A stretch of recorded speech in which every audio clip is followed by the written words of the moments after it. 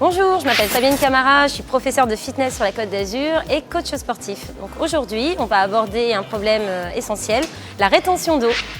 La rétention d'eau, ce sont des gonflements qui peuvent apparaître donc, au niveau des chevilles, au niveau des jambes, au niveau des mains également et du ventre qui peuvent vraiment avoir l'apparence de la cellulite.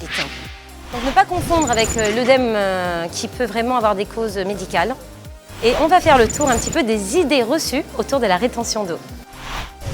Alors on entend souvent qu'il ne faut pas trop boire, c'est totalement faux, il faut vraiment s'hydrater tout au long de la journée. Premièrement pour que les reins fonctionnent normalement.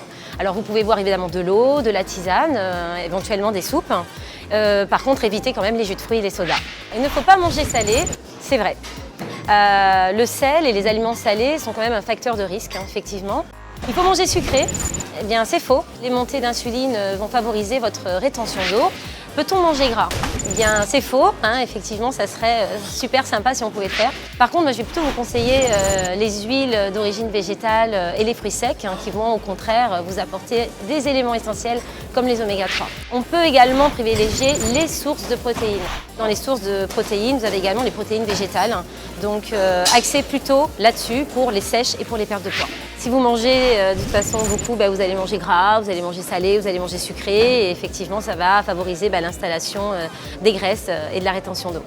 Je vous conseillerais plutôt de pratiquer une activité physique 2-3 fois par semaine, c'est largement suffisant. Il faut se méfier des diurétiques. Alors c'est vrai et c'est faux. Les draineurs donc à base de plantes qui sont vraiment sans danger vont plutôt vous aider à éliminer l'eau sous la peau. Comme la rétention d'eau et la graisse sont assez liées, vous pouvez vous aider en prenant des brûleurs de graisse qui, eux, vont vous aider justement à aller chercher la graisse. Si vous combinez le brûleur de graisse et le draineur, à ce moment-là, vous pourrez lutter efficacement contre la rétention d'eau.